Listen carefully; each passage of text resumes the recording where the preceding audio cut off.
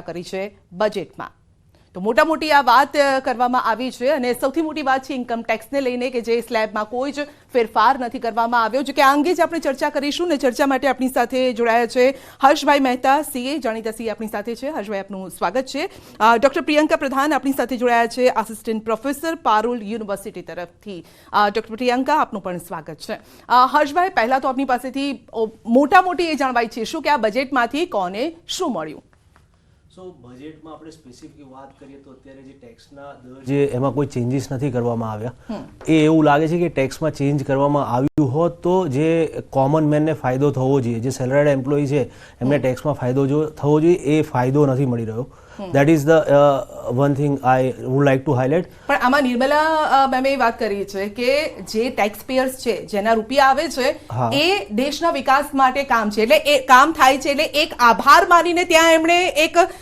શું કહેવાય જે ટેક્સ પેયર્સ છે એમના ચહેરા પર એક ખુશી પણ લાવી દીધી છે કે ભાઈ હા અમે ટેક્સ પે કરીએ છીએ તો અમારા પૈસાથી દેશનો વિકાસ પણ થઈ રહ્યો છે એટલે એક પોઝિટિવ વાત ત્યાં એ લોકોએ માર્ક કરી દીધી છે એમણે હા એ એબ્સોલ્યુટલી કરેક્ટ છે પણ આપણે વાત કરીએ તો અલ્ટિમેટલી જે કોમન મેન છે એમને શું છે કે એ અર્નિંગ કેટલું કરે છે એમાં પોસ્ટ ટેક્સ એમની જોડે કેટલું પૈસા રહે છે અને પૈસાથી લોકો ઇન્વેસ્ટમેન્ટ કરે છે તો એમાં બી જીએસટી લાગે છે સ્ટેમ્પ ડ્યુટી લાગે છે જો રિયલ એસ્ટેટમાં ઇન્વેસ્ટમેન્ટ કરતા હોય તો અલ્ટિમેટલી ટેક્સ ઉપર ટેક્સ જે કોમન મેનને લાગે છે એ એક બહુ મોટો પ્રોબ્લેમ છે એટલે આપણે ટેક્સની કાસ્કેડિંગ ઇફેક્ટ જે નીકળી જાય ને સિસ્ટમમાંથી એ લેવલનું next time if government going to think then it is the right direction લાગે છે પણ એ દિશામાં હવે કામ થશે કારણ કે એમણે એમ પણ કીધું છે કે આવક પણ વધી છે લોકોની જ્યારે આવક વધી છે તો પછી ટેક્સ પે પણ કરવો જોઈએ અને જો ટેક્સ પે કરે તો પછી દેશનો વિકાસ પણ થાય એટલે એ દિશામાં જ્યારે એક જે વિઝન બતાવી દીધું છે એનાથી તો નથી લાગતું કે આગળના સમયમાં કદાચ એવો કોઈ ફાયદો થાય અને કદાચ આ બજેટને કારણ કે વિરોધીઓ પણ એ પ્રકારે કહેતા હોય છે કે જ્યારે ઇલેક્શન આવતું હોય છે મેમ ત્યારે એ પ્રકારની વાત કરતા હોય છે કે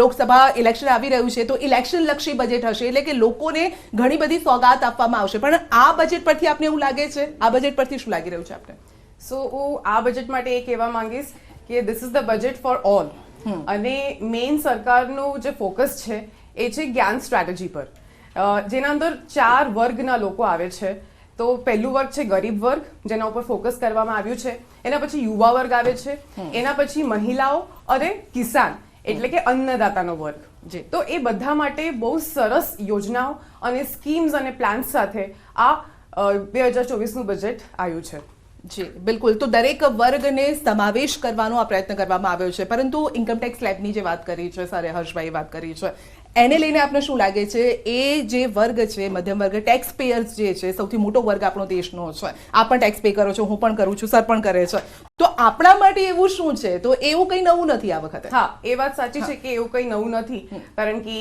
લાસ્ટ યર ના સેમ રેટ્સને જ ફોલો કરવામાં આવ્યું છે પણ એ હજી એક વધારે ઘોષણા કરવામાં આવી છે નાણામંત્રી દ્વારા કે આ વર્ષે એટલે 2024 સુધી વી કેન સે દેટ કે જે ટેક્સ પેયર્સ છે એ વધ્યા છે અને ધીરે ધીરે હવે ટેક્સ પેયર્સને પણ લાગે છે that we should pay the tax and we should follow the rules so એ બધું બહુ સારી રીતે ફોલો થઈ રહ્યું છે જી આ એટલા માટે પણ થઈ રહ્યું છે હર્ષભાઈ કારણ કે ઘણા એવા કિસ્સા પણ આપણે જોયા હતા કે જે ટેક્સ બચાવે છે અને પછી ત્યાં રેડ પડતી હોય છે પછી એમ થાય છે કે ના ના આના ત્યાં રેડ પડી છે અને હવે આપણે આ ચોકસાઈ વર્તવી પડશે એટલે એ એક ક્યાંક લોકોના મનમાં એ ડર પણ ઊભો થયો છે પહેલા એવું હતું કે તમામ ટેક્સ આપણે બચાવી લઈએ અને એના જુગાડમાં લોકો લાગેલા રહેતા હતા કરેક્ટ એબ્સોલ્યુટલી એગ્રી અને ગવર્મેન્ટ ટેકનોલોજીમાં જે ડેવલપમેન્ટ કર્યું છે પર સે ગવર્મેન્ટની ઇકોસિસ્ટમ ડેવલપ કરવામાં જે બહુ સારું છે like GST department income tax department બધું જ હવે ઓનલાઈન થઈ ગયું છે તો જેના કારણે પહેલાં જે ટેક્સમાં ચોરી થતી હતી ટેક્સમાં અવોઇડ થતું હતું એ બધું હવે સિસ્ટમ ડ્રીવન થઈ ગયું છે જે પહેલાં ઇન્કમ ટેક્સની કોઈ નોટિસ આવતી હતી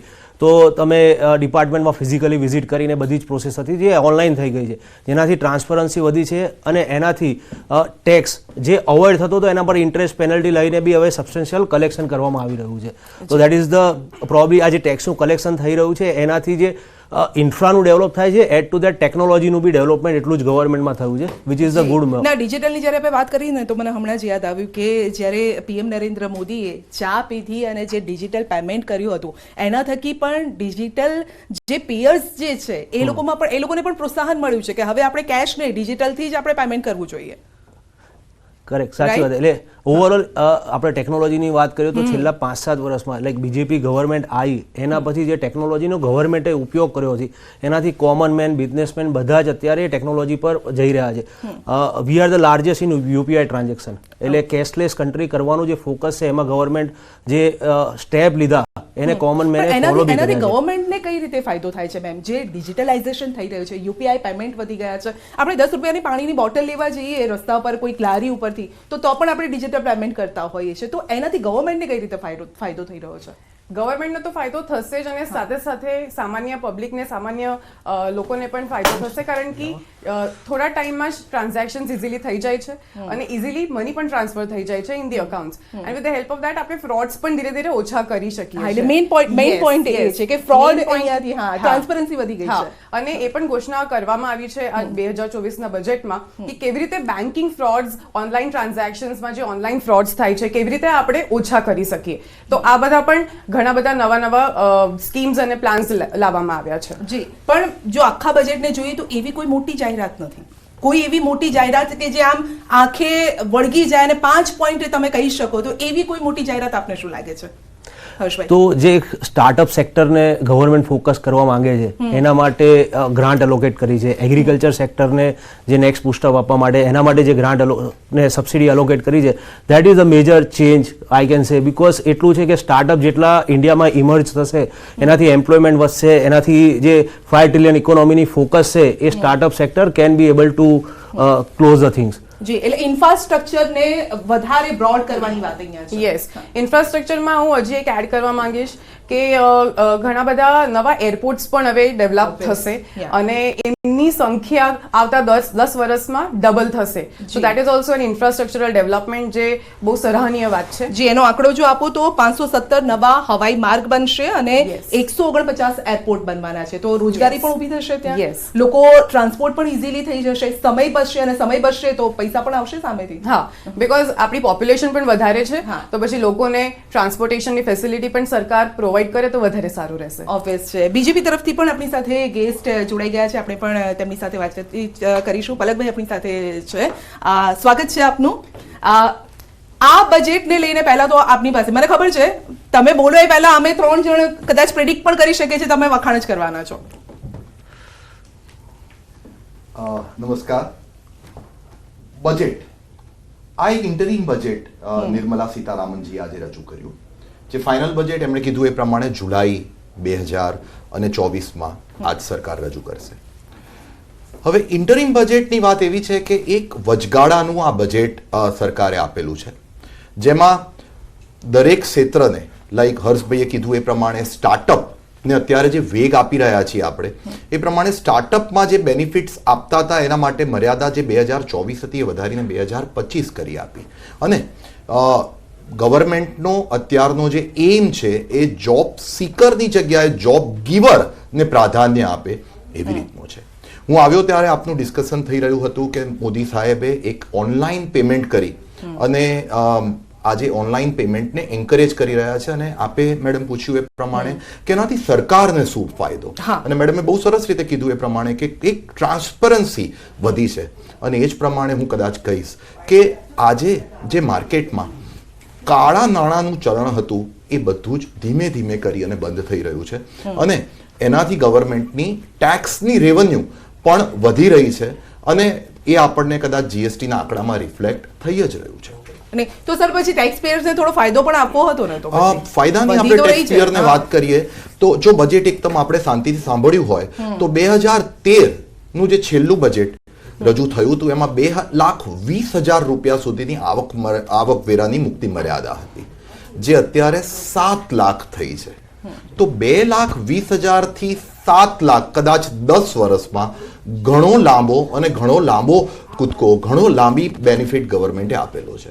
અને આપણે કદાચ યાદ કરીએ મેડમ તો ગયા વર્ષે જ આજે 2.5 લાખ રૂપિયા કે 5 લાખ રૂપિયા સુધી જે ટેક્સ નહોતો ભરવાનો એ ગયા વખતે જ વધારીને 7 લાખ કરી આપેલ છે.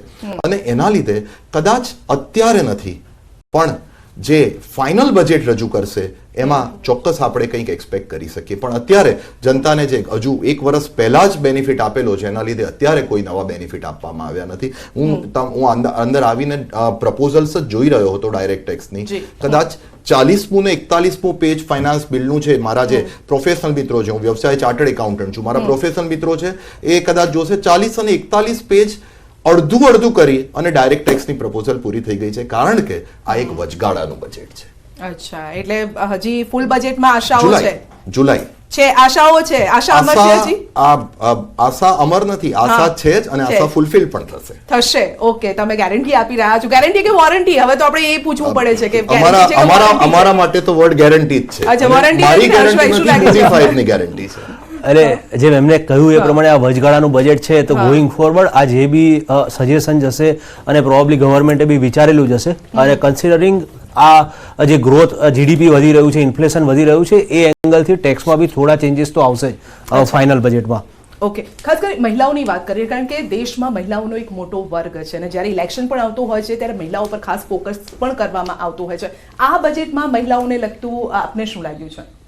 આ બજેટમાં મહિલાઓ માટે પણ બહુ સારા નવી સ્કીમ્સ ને પ્લાન્સ ઇન્ટ્રોડ્યુસ કરવામાં આવી છે. હું હાઇલાઇટ કરવામાં આવીશ કે જે વુમેન એન્ટરપ્રેન્યોરશિપ છે એને પણ વધારે બઢાવા આપવામાં આવ્યો છે. એના અંદર આપણે કહી શકીએ કે કેવી રીતે વુમેન્સ પણ હવે એન્ટરપ્રેન્યોરશિપ સ્ટાર્ટ કરી શકે છે. સો મુદ્રા લોન્સ હવે વધારે આપવામાં આવશે. સુરતથી પ્રેસ કોન્ફરન્સ આવી રહી છે અને સીધા આપણે ત્યાં જઈએ. ડાયસ્પોરાને અનુલક્ષીને ફોરેન ઇન્વેસ્ટમેન્ટ જે ઇન્ડિયન છે એમનું ઇન્વેસ્ટમેન્ટ અનુલક્ષીને આ એક ઇન્સેન્ટિવ સ્કીમ થાય તો બિઝનેસને ઇન્ડસ્ટ્રીમાં પણ એક કેપિટલ સારું એવું આપણે મેળવી શકીએ અને માર્કેટ કરતાં ઓછા એથી ઇન્વેસ્ટમેન્ટ મળે.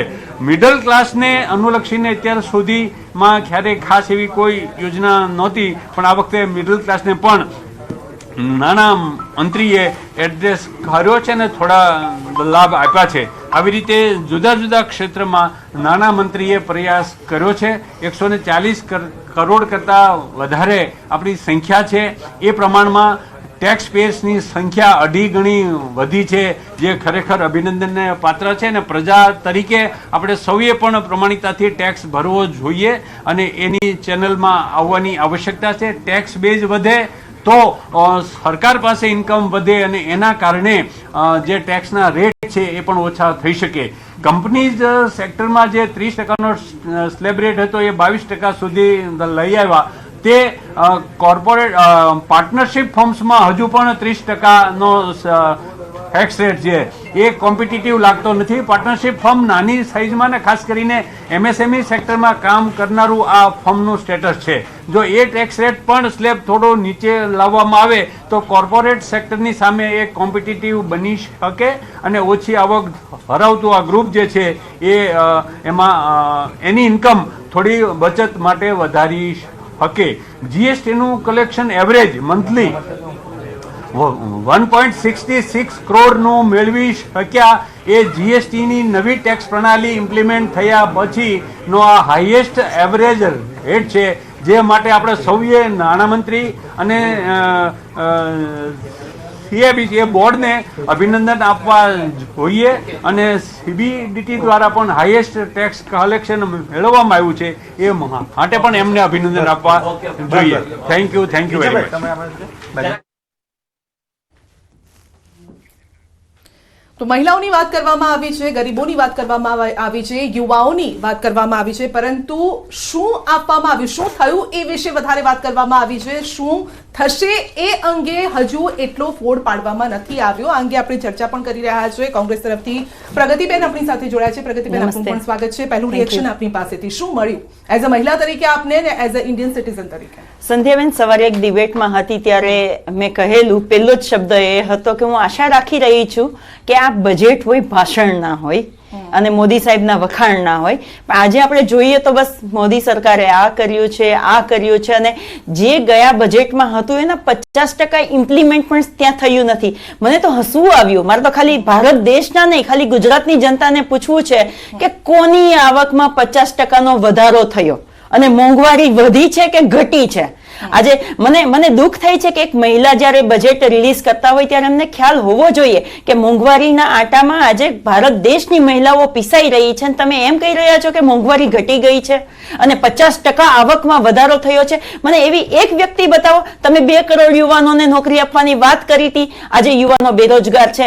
તમે ખેડૂતોની આવક બમણી કરવાની વાત કરી હતી, આજે ખેડૂતો આત્મહત્યા કરવા માટે મજબૂર થઈ રહ્યા છે. આજે નાના ઉદ્યોગો બંધ થઈ રહ્યા છે સંધ્યાબેન. આજે કોઈને એક નાનો ઉદ્યોગ સ્થાપવો હોય તો પહેલે જ દિવસે સરકાર છે 45 થી 50% એમાં ભાગીદાર બની જાય છે. સંધ્યાબેન, આ સરકારે ગેસ, પેટ્રોલ, ડીઝલના નામે લોકો પાસેથી લાખ લૂંટની કમાણી કરી છે. અને પણ એવું કહે છે કે આવક અને વધી છે એટલે શેની મોંઘવારી તો આવક વધવાની જ છે, એવું કહે છે. ભલે- કઈ આવક હા. વધી છે? મને તો એ નથી સમજાતું. કોની આવક વધી છે એ મને બતાવે. આજે કેટલા બધા એમ કહે છે કે અમે 15 એમ્સ બનાવી છે. તમે ખાલી જાહેરાત કરી છે, હજી રાજકોટમાં બની ગઈ છે એમ્સ? ખાલી જાહેરાત કરી છે, બની છે ક્યાં? જવાબ લે. 50% આવક વધી. પહેલા શરૂઆતમાં જ નિર્મલા સીતારમણજીએ જ્યારે તેમના વક્તવ્યની શરૂઆત કરી તેમાં જ તેમણે આ વાત કરી. 50% આવક વધી. તમારી વધી? ટ્રાન્સપરન્સી વધી. અચ્છા. ટ્રાન્સપરન્સી વધી એટલે ચોપડા ઉપર આવક વધી, અને ચોપડા ઉપર આવક વધી એટલે કદાચ જો વિત્ત મંત્રીશ્રીએ રજૂ કર્યું છે તો એ કાંઈક આંકડાકીય માહિતી સાથે જશે, કાંઈ એ હવાની વાત નથી. નહીં હોય. અચ્છા. અને તમારી કદાચ આપણે ચોપડામાં વસ્તુ જોઈ રહ્યા આંકડાકીય છીએ, માહિતી કદાચ વધતી આપણે હોય. વસ્તુ જોઈ રહ્યા છીએ કે હું એનું પ્રૂફ આપું કે જીએસટી નું કલેક્શન ઉત્તરોત્તર વધતું જાય છે. કેમ વધતું જાય છે? કારણ કે લોકોની સ્પેન્ડિંગ કેપેસિટી વધતી જાય છે. સ્પેન્ડિંગ કેપેસિટી ક્યાંથી વધતી જાય છે? જો આવક વધતી હોય તો સ્પેન્ડિંગ કેપેસિટી વધતી હોય લોકોની, અને એના લીધે કદાચ આ ઘણા જ સારા રિફોર્મ્સ લીધેલા છે. નહીં, એના માટે સરકારે બચવાનો કોઈ રસ્તો નથી આપ્યો. એટલે લોકોએ હવે એ transparency સાથે આપવું જ પડે છે. સરકાર બચવાનો રસ્તો આપે એવું આજે એક નાગરિક તરીકે કે એક નાગરિક તરીકે આપ પણ ના જીતતા હોવા ના, એ જ વાત કરીએ જોઈએ. છીએ જે કે એટલા માટે આ કાયદાકીય બધી છે. રીતે ટેક્સ ભરાવો જોઈએ, ભરાવો જ જોઈએ. જે સંધ્યાબેન, ટેક્સ ગવર્નન્સ મને seriously એવું હતું, મને seriously એવું હતું કે વ્યક્તિગત જે ટેક્સ છે ને એમાં ઘટાડો થશે. એમાં વ્યક્તિગત ટેક્સ છે એ પ્રગતિબેન- એનો દર ઘટી જશે, પ્રગતિબેન અને જે આવ્યા. ટેક્સના સ્લેબમાં જો થઈ જાય ને તો જનતાને ઘણો બધો ફાયદો થાય એવું હતું. પણ આ વખતે સરકારે પર્સનલી વ્યક્તિ ઉપર ધ્યાન જ નથી આપ્યું. આ છે ને સરકારની આ જે પેલી કહેવાય ને કે મહત્વાકાંક્ષા છે ને, જે આ અબકી બાર 400 કે પાર, આ એનું અભિમાન બતાવી રહ્યું છે કે સામાન્ય જનતા માટે, ખેડૂતો માટે, ગરીબ વર્ગો માટે શું તમે લઈને આવ્યા છો બજેટ? મધ્યમ વર્ગના લોકોને એવું હતું કે આજનું બજેટ એવું આવશે, કમસે કમ ઇલેક્શન આવે તો એવું બજેટ તો આપશે કે એ 6 મહિના તો અમે ઘરમાં જો શાંતિથી પછી એવું રહેશું. આપ્યું હતું તમે એમ કે આ ઇલેક્શન નહીં.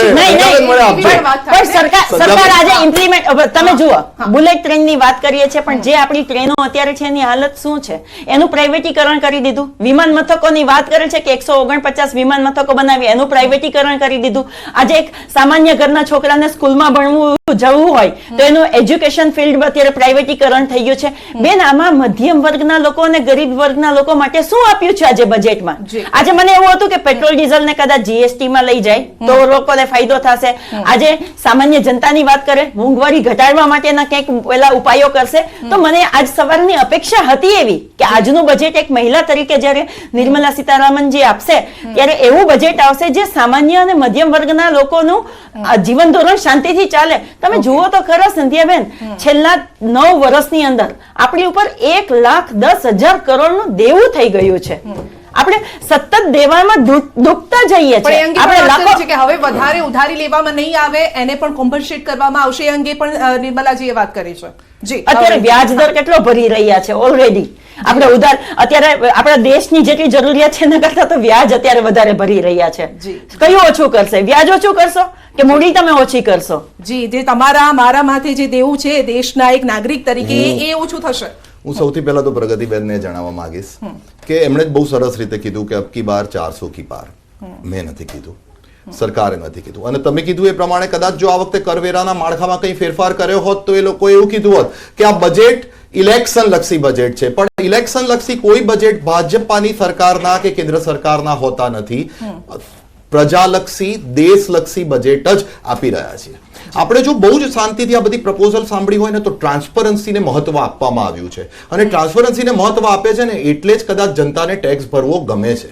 તમે જો શાંતિથી જોયું હોય તો ડાયરેક્ટ ટેક્સનું જે કલેક્શન છે, અત્યારે ભલે આપણે બધા જ કહી રહ્યા હોઈએ કે એક્સપેન્ડિચર ટેક્સને મહત્વ મળી રહ્યું છે, જીએસટી ને મહત્વ મળી રહ્યું છે, પણ ડાયરેક્ટ ટેક્સ, ઇન્કમ ટેક્સનું કલેક્શન 3 ગણું થયું છે. અચ્છા, એની સાથે સાથે ઇન્કમ ટેક્સના કલેક્શનમાં વધારો થવાની સાથે સાથે જે જનતાની અત્યાર સુધી હાડમારી હતી કે ભાઈ જનતાએ એડવાન્સ ટેક્સ કે ટીડીએસ વધારે ભર્યો છે તો રિફંડ નહોતું આવતું, તો એ રિફંડનો પ્રોસેસિંગ ટાઈમ જે અત્યાર સુધી 90 દિવસ ને 93 દિવસનો હતો એ રિડ્યુસ કરીને એવરેજ 10 દિવસનો કરવામાં આવ્યો છે અને 10 દિવસમાં જનતાના ખાતામાં કોઈ પણ જાતના પ્રોબ્લેમ વગર રિફંડ ક્રેડિટ થઈ રહ્યું છે.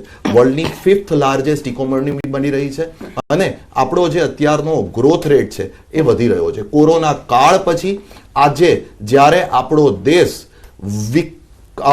ડેવલપિંગ કન્ટ્રીમાંથી ડેવલપ્ડ કન્ટ્રી તરફ જઈ રહ્યો છે ત્યારે કદાચ આ બજેટ વચગાળાનું બજેટ છે જેમાં જનતાને ટેક્સ સ્લેબમાં કોઈ રાહત નથી આપી, પણ મેં જે પ્રમાણે કીધું એ પ્રમાણે પ્રગતિબેન આવ્યા પહેલા કે 2,20,000ના કર માળખા જે વ્યક્તિગત કર માળખું હતું એમાંથી 7 લાખ સુધીનું કર માળખું જો 2024 સુધીમાં એટલે કે 23 સુધીમાં કરી આપ્યું છે તો એના વિશે મારે એમની પ્રતિક્રિયા જાણવી છે કે એના વિશે શું કહેશે. એટલી તો મોંઘવારી વધી નથી કે 2,20 થી 7 લાખ કરી આપવું પડે. અને આ લાસ્ટ બજેટમાં જ્યારે બેઝિક એક્ઝામ્પશન લિમિટ કે આવકવેરાની મુક્તિ મર્યાદા વધારી આપી હોય ત્યારે આ બજેટમાં કદાચ એ એક્સપેક્ટેશન રાખવી, હા જુલાઈમાં આપણે ચોક્કસ રાખી શકીએ, પણ આ બજેટમાં એક્સપેક્ટેશન રાખવી કદાચ મારા મતે હજુ ઘણું વહેલું છે. સંધ્યાબેન સિરિયસલી એવું કહું ને તો તમે જુઓ કોર્પોરેટ ટેક્સ 25% છે ને વ્યક્તિગત 30% છે. હું ભારત દેશની જનતાનો આભાર માનું છું. હમણાં મારા મોટા ભાઈએ કહ્યું એમ કે ઇન્કમ ટેક્સમાં વધારો થયો છે, જીએસટી નું કલેક્શન સારું આવ્યું છે. જો એક એના મોઢે સ્વીકારી રહ્યા હોય સંધ્યાબેન આ બાબતો તો પછી મોંઘવારીનો દર ઘટવો જોઈએ. મારા મોટાભાઈ કહી રહ્યા છે કે બિલકુલ બી અહીંયા મોંઘવારી નથી. તમારે કેવું છે કે 400 રૂપિયાનો ગેસનો બાટલો તમે આજે 1150 રૂપિયામાં આપો છો. પેટ્રોલ ડીઝલના ભાવ આજે ક્રૂડ ઓઇલ સસ્તું હોવા છતાં પણ પેટ્રોલ ડીઝલના ભાવ આસમાન ઉપર છે. તમે કઈ મોંઘવારી નથી. આજે કોઈ પણ એક શાકભાજી લેવા જઈએ તો 100 રૂપિયાથી કિલોથી નીચેનું એક પણ શાકભાજી નથી મળતું. સામાન્ય એક ગૃહિણીને જઈને પૂછો તો ખબર પડે. મનમોહનજી કહેતા હતા કે ગૃહિણી છે એ સાચી અર્થવ્યવસ્થાને સમજી શકતી હોય છે. તો આજે ગૃહિણીઓનો તમે મત લેજો સંધ્યાબેન કે એમને ખબર પડશે કે આ જે બજેટ આવ્યું છે એમાં કેટલી બધી આશાઓ હતી કે એમના છોકરાઓ સ્કૂલે ભણવા જશે તો એની સ્કૂલ ફીનો દરનો ઘટાડો થશે, એમના જે કિચનનો જે અત્યારે ખર્ચો થઈ રહ્યો છે એ ખર્ચાનો ઘટાડો થશે, એને આ ગેસ છે એમાંથી રાહત મળશે. બીજા રાજ્યમાં ઇલેક્શન જીતવા માટેની લોભામણી જાહેરાતો આપી હતી કે 400 રૂપિયામાં ગેસનો બાટલો આપશું. તો મારે એ પણ કેવું છે કે મારી ગુજરાતની મહિલાઓનો કોઈ વાંક નથી સંધ્યાબેન. મારી ગુજરાતની મહિલાઓને પણ 400 રૂપિયામાં ગેસનો બાટલો મળવો જોઈએ. અને અહીંયા એ વાત કરી કે 9 કરોડ મહિલાઓનું જીવન બદલાયું છે. મેમ કઈ રીતે આપણે મેમ પાસેથી પણ જવાબ લઈએ. 9 કરોડ મહિલાઓનું જીવન બદલાયું છે અને હજુ પણ ટાર્ગેટ હાઈ છે.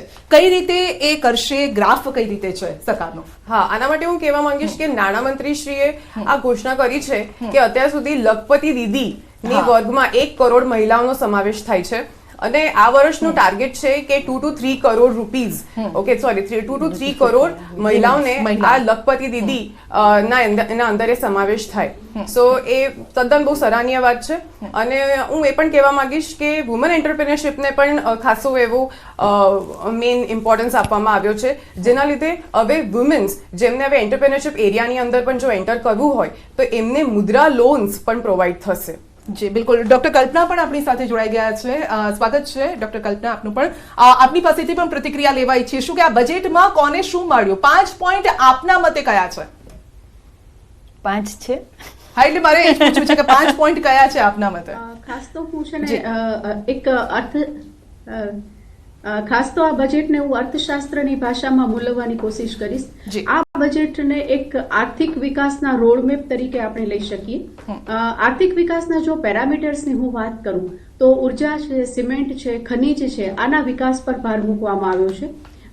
3 રેલ કોરિડોર સ્થાપવામાં આવશે એવી એક ઘોષણા કરવામાં આવી છે. હવાઈ જે એરપોર્ટ્સ છે, અડ્ડાઓ છે, એની સંખ્યા વધારવામાં આવશે.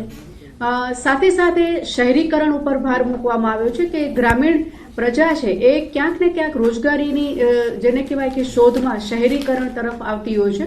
તો શહેરીકરણ અને શહેરીકરણના ઇન્ફ્રાસ્ટ્રક્ચર ડેવલપમેન્ટ પર ભાર મૂકવામાં આવ્યો છે. અને એક મહત્વનો મુદ્દો છે સસ્ટેનેબલ ડેવલપમેન્ટ અને ગ્રીન ઇકોલોજી એટલે કે જે હરિત વિકાસની વાત કરવામાં આવી છે. એમાં ખાસ ઈ વ્હીકલ્સ, એના ચાર્જિંગ સિસ્ટમ્સ છે, ગીગાબાઇટ વધારવામાં આવશે. આ બધી જે ગ્રીન ઇકોલોજીના અંતર્ગત વાત કરવામાં આવી છે. 2014 થી 2023 સુધીના જો આપણે FDIના ડેટા લઈએ તો એમાં આપણે સદંતર જોવા જઈએ તો વધારો જ જોવા મળી રહ્યો છે. એના સાથે સાથે રાજ્યોના વિકાસ કરવા માટે સેન્ટ્રલ તરફથી રાજ્યોને વ્યાજ મુક્ત લોન આપવાની પણ ઘોષણા કરવામાં આવી છે કે જેને કારણે રાજ્યોનો વિકાસ થઈ શકે. ગ્રામીણ વિકાસના ઇન્ક્લુઝિવ પર પણ ભાર મૂકવામાં આવ્યો છે કે વોટર છે, સેનિટેશન્સ છે, રૂરલ ડેવલપમેન્ટ છે, આનો કઈ રીતે વિકાસ કરી શકાય. એજ્યુકેશનની જો વાત કરીએ તો એજ્યુકેશન્સમાં મેડિકલ કોલેજ વધારવાની વાત કરી છે, આંગણવાડીની સંખ્યાઓમાં વધારો કરવો, એને કઈ રીતે ફેસિલિટેશન્સ કરવું, અને હેલ્થમાં ખાસ કરીને જે સર્વાઇકલ કેન્સરનું વેક્સિનેશન્સની જે ઘોષણા કરવામાં આવી છે, જે રીતે કેન્સરના આંકડાઓ આપણા દેશમાં વધી રહ્યા છે તો એના માટે પણ એક મુહિમ ચલાવવાની કોશિશ કરવામાં આવશે એવું આપણા નાણામંત્રી શ્રી નિર્મલા સીતારામન દ્વારા કહેવામાં આવ્યું છે. આશા વર્કર્સને પણ આયુષ્યમાન કાર્ડ અંતર્ગત વણી લેવામાં આવશે. આ સાથે તમે જે વુમેન એમ્પાવરમેન્ટની વાત કરી કે જે અત્યારે 1 કરોડ મહિલાઓ છે, લખપતિ દીદીની એમની ઘોષણા કરવામાં આવી છે અને નેક્સ્ટ ટાર્ગેટ એનો 2 to 3 કરોડનો છે. એની સાથે સાથે જે PM આવાસ યોજનાને પણ જો વાત કરીએ તો 70% એનો લાભ છે એ મહિલાઓએ લીધેલો છે. એટલે ઓવરઓલ જો બજેટનું આપણે એનાલિસિસ કરીએ તો હું માનું છું કે જે સામાજિક આર્થિક પેરામીટર્સ છે એ બંનેને ધ્યાનમાં રાખીને વણી લેવામાં આવ્યું છે. જી તો 5 ની ઘણા બધા પોઈન્ટ્સ પ્રગતિબેન ગણાવ્યા છે અહીંયા, અને જે વાત કરી છે નિર્મલાજીએ વાત કરી છે એ જ વાત તેમણે કરી છે, આમાં કંઈ એમણે એડ ઓન નથી કર્યું ડોક્ટર કલ્પનાએ. પ્રગતિબેન. સંધ્યાબેન, હું એવું કહું છું કે મારા શહેરી વિકાસની એ લોકો વાત કરે છે અને મને ગાંધીજીના એ શબ્દો અત્યારે યાદ આવે છે કે ભારત દેશ છે ગામડાઓમાં વસે છે. ગામડાઓ જેટલા મજબૂત બનશે એટલો ભારત દેશ મજબૂત બનશે. કોંગ્રેસ પાર્ટીના લાલ બહાદુર શાસ્ત્રીજીએ નારો આપ્યો હતો કે જય જવાન જય કિસાન. મને તો આજે એ પણ થાય છે કે નિર્મલા સીતારામનજીએ એવું કહ્યું કે અટલ બિહારી વાજપેયી અને નરેન્દ્ર મોદીજીએ નારો આપ્યો હતો જય જવાન જય કિસાન, અને એ તરફ અમે આગળ વધી રહ્યા છે. એટલે મારે એ કહેવું છે કે મારા એ કિસાનોને આજે આત્મહત્યા કરવા માટે મજબૂર ના થવું પડે. એ ગામડાનો વિકાસ પણ એટલો જ જરૂરી છે જેટલો શહેરોનો વિકાસ છે. આમાં મને બતાવો ને, મને ખાલી એટલું જ લોજિક સમજાય છે. હું આંકડાઓની રમતમાં નથી પડતી. એ તો ભારતીય જનતા પાર્ટીના એક સારા એવા ઇકોનોમિસ્ટ સુબ્રમણ્યમ સ્વામીજીએ મીડિયાની સામે આવીને કહ્યું છે કે કોરોના પછી ભારત દેશ ઇકોનોમી લેવલે બહુ જ પાછળ ગયો છે. એમનું પોતાનું એક આખું ઇન્ટરવ્યુ છે, એમાં એણે કહ્યું છે કે ઇકોનોમી લેવલે પાછળ ગયો છે, પણ મોદી સરકાર છે આંકડાની રમત કરી અને ખોટું બતાવી રહી છે.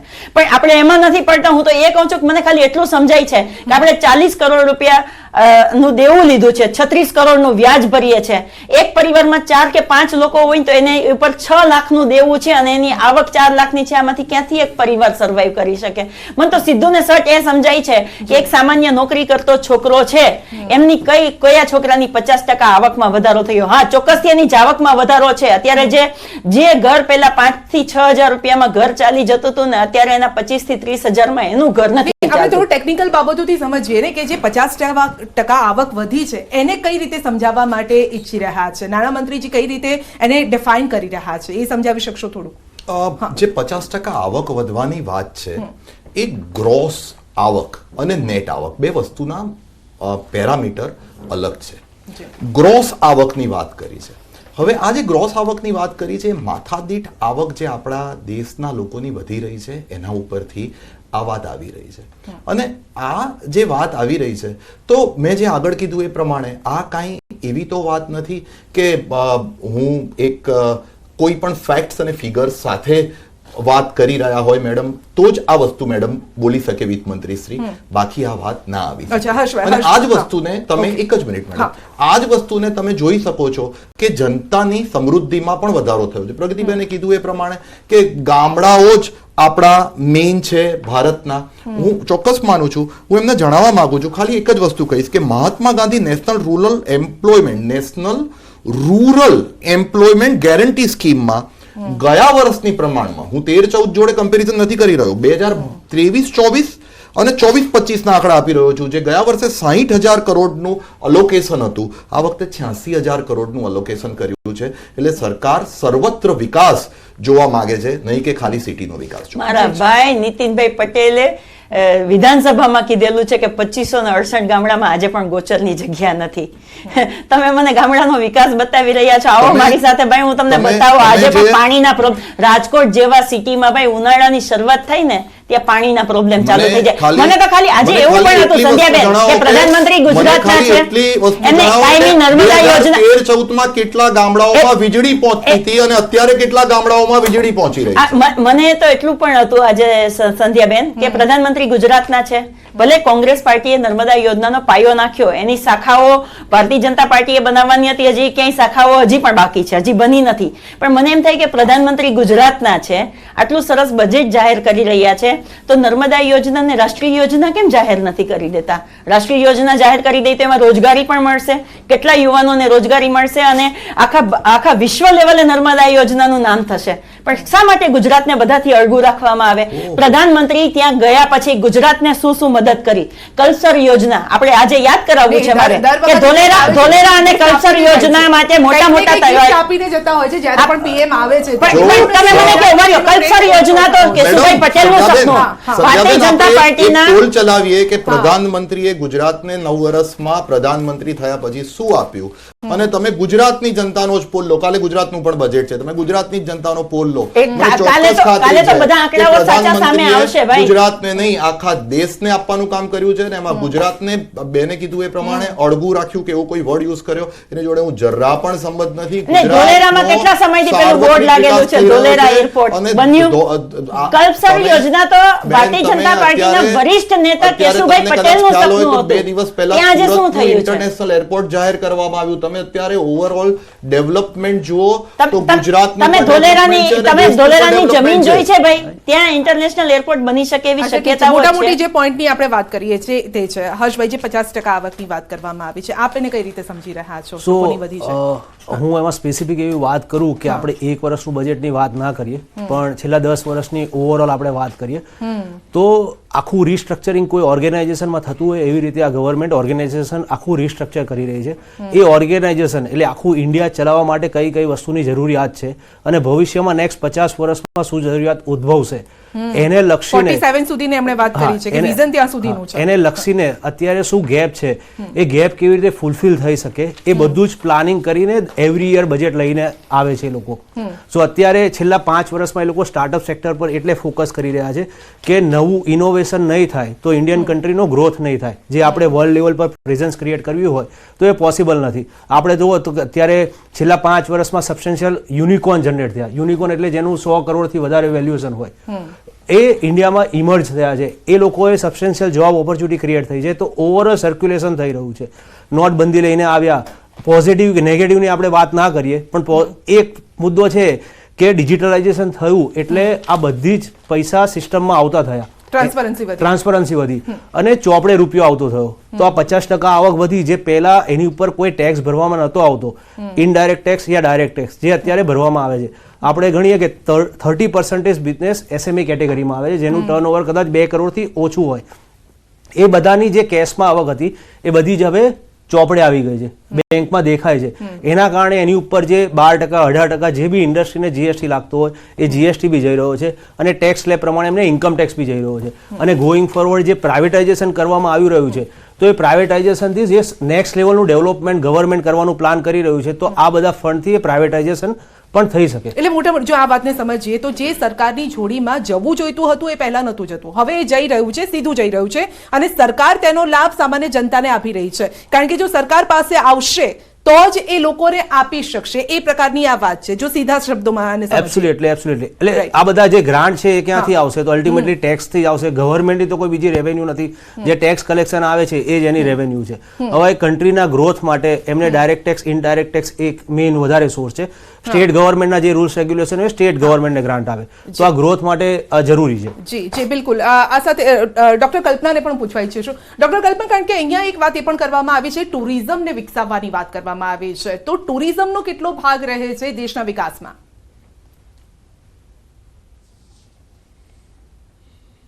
જે આ વખતે જે ટુરિઝમની એમણે વાત કરી એમાં ખાસ કરીને જે ડોમેસ્ટિક ટુરિઝમ પર જેમને કહેવાય કે ફોકસ વધારે મૂક્યું છે. ખાસ કરીને લક્ષદ્વીપ છેલ્લા 15 દિવસથી બહુ હાઇલાઇટેડ વિસ્તાર રહ્યો છે, તો એને કઈ રીતે રીતે વિકાસ કરી શકાય અને એને કારણે જે ડોમેસ્ટિક ટુરિઝમના વિકાસ થવાથી જે એમ્પ્લોયમેન્ટ ક્રિએશન્સ છે, એમ્પ્લોયમેન્ટ જનરેશન્સ છે, એ થવાની શક્યતા છે. સાથે સાથે આ જ ફિલ્ડમાં ઇન્વેસ્ટમેન્ટ કરી અને લોકોને રોજગારી આપી શકાય, નવું ઇન્ફ્રાસ્ટ્રક્ચર ડેવલપમેન્ટ ક્રિએટ કરી શકાય એની વાત કરવામાં આવી છે. પર્યટનને કોન્ફરન્સ થ્રુ વિકસાવવાની વાત કરવામાં આવી છે અને આના કારણે જે ધાર્મિક સ્થળો છે એના પર્યટન પર ભાર મૂકવાની વાત કરવામાં આવી છે. એટલે ઓવરઓલ જે આપણે એક ઇન્ટરનેશનલ ટુરિઝમ્સની વાત કરતા હોઈએ છીએ ત્યારે આ વખતના બજેટમાં એમને ખાસ ડોમેસ્ટિક ટુરિઝમ્સનો વિકાસ કરવામાં આવે એના પર ફોકસ મૂકવામાં આવ્યું છે. જી બિલકુલ.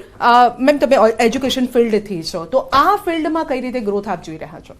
હા, એજ્યુકેશન સેક્ટરની વાત કરીએ તો સ્કિલ એન્હાન્સમેન્ટ સેન્ટર્સ ઘણા બધા એજ્યુકેશનલ ફિલ્ડમાં જી, ખાસ મેમ, આવું આપણે એ વાત કરી છે કે કંઈક 3000 જેવા આઈટીઆઈ જી પ્લીઝ ITI ની કન્ટિન્યુ. જી પ્લીઝ કન્ટિન્યુ. જી 3000 જેવા આઈટીઆઈ યુનિટની સ્થાપના કરવામાં આવી છે. પ્લસ આપણા દેશમાં 7 થી 8 આઈઆઈટી ઇન્સ્ટિટ્યૂટ બી છે. તો આ વખતના બજેટમાં ખાસ કરીને જે છે મેડિકલ કોલેજ, એની ફેસિલિટેશન્સ અને ઇન્ફ્રાસ્ટ્રક્ચર ડેવલપમેન્ટની વાત કરવામાં આવી છે કે કઈ રીતે મેડિકલ કોલેજીસમાં વધારો કરી શકાય. એની સાથે સાથે જે ઓવરઓલ એનઈપીની વાત કરી, જે આપણી નેશનલ એજ્યુકેશનલ પોલિસી 2020 આવી, એને કારણે આપણા દેશમાં ઘણા બધા બદલાવ આવી શકે એમ છે કે કોમન એક્ટ દ્વારા યુનિવર્સિટીઝ છે, હાયર એજ્યુકેશન્સ છે, કઈ રીતે કામ કરી શકે. સાથમાં બહુ નાની કક્ષાએ આંગણવાડી વર્કર્સને પણ આની સાથે વણી લેવામાં આવ્યા છે કે કઈ રીતે એના પર ફોકસ કરવું અને એક જેને કહેવાય કે નાનકડા ગ્રામીણ વિકાસના ભાગરૂપે આંગણવાડીનો વિકાસ કઈ રીતે કરી શકાય. જી ડોક્ટર પ્રિયંકા. હા, સ્કિલ એન્હાન્સમેન્ટ સેન્ટર્સ ઘણા બધા વિકસિત થયા છે અને એની અંતર્ગત સ્કિલ ઇન્ડિયા મિશનમાં 1.4 કરોડ લોકોને ટ્રેનિંગ મળી છે. સો આ ટ્રેનિંગ ઇઝ વેરી ઇમ્પોર્ટન્ટ. એના લીધે જ લોકોને એમ્પ્લોયમેન્ટ ઓપોર્ચ્યુનિટીઝ મળી શકે છે અને એમ્પ્લોયમેન્ટ ઓપોર્ચ્યુનિટીઝ વધશે.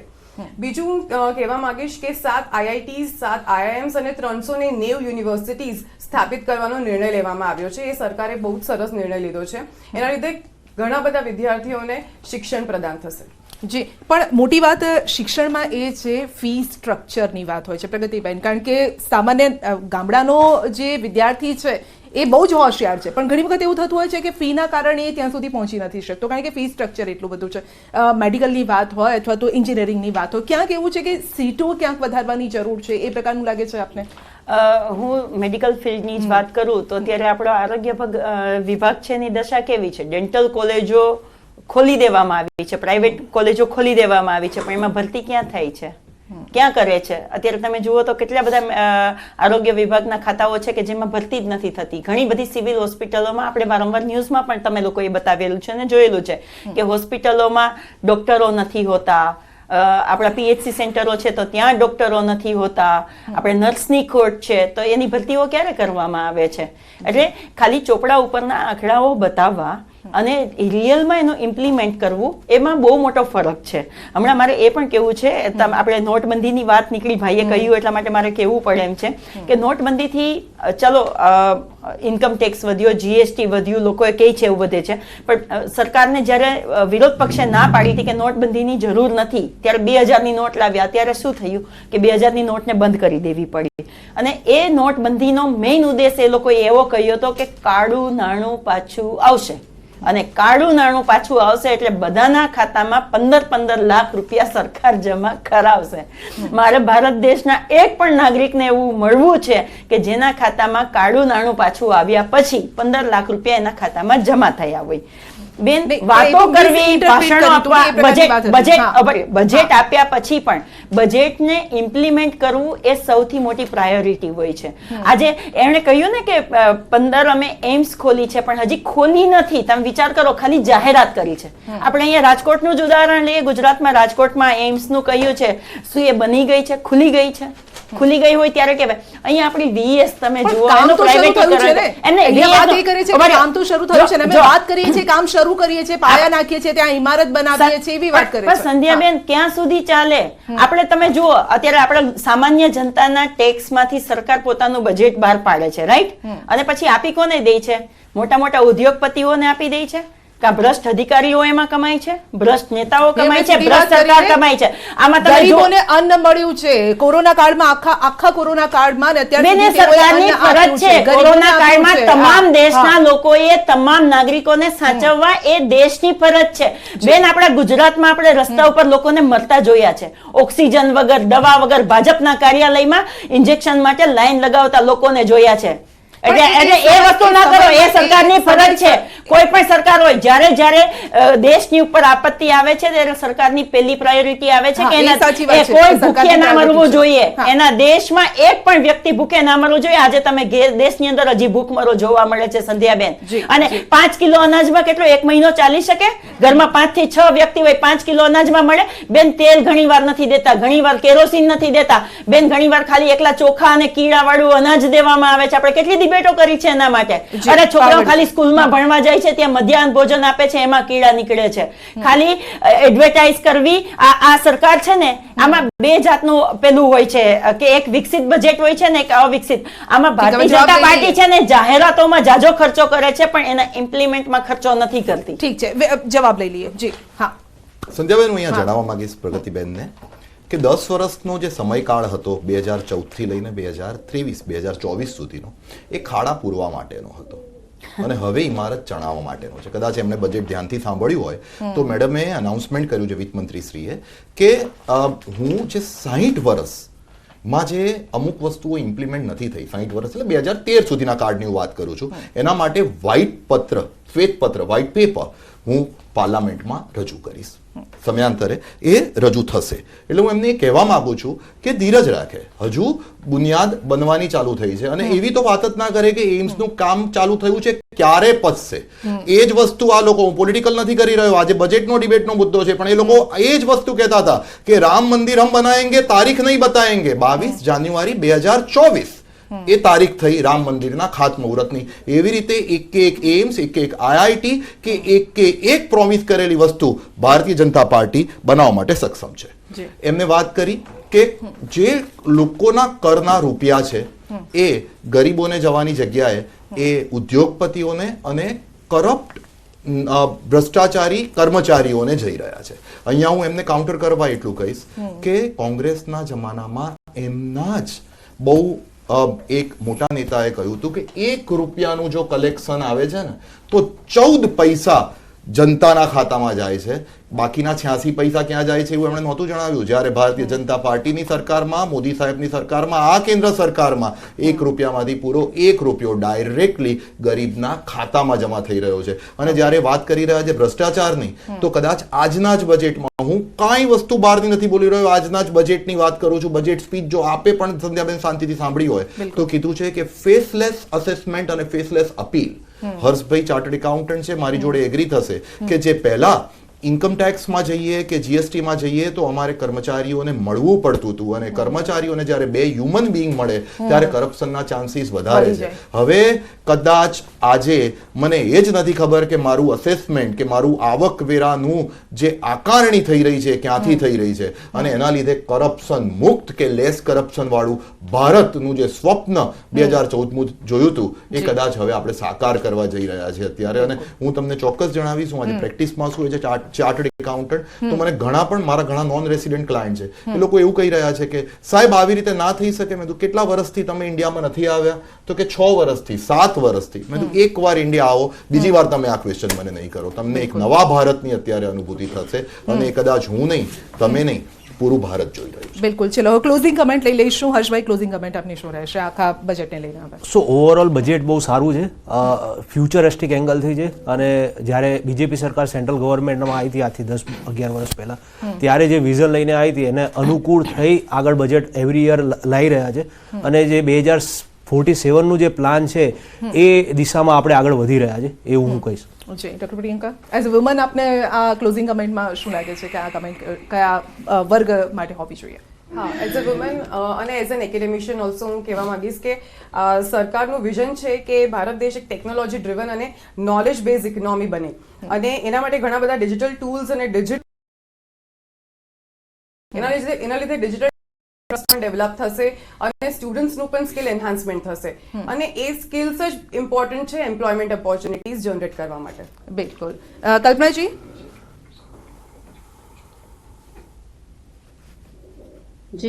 જી ક્લોઝિંગ કમેન્ટ આપની.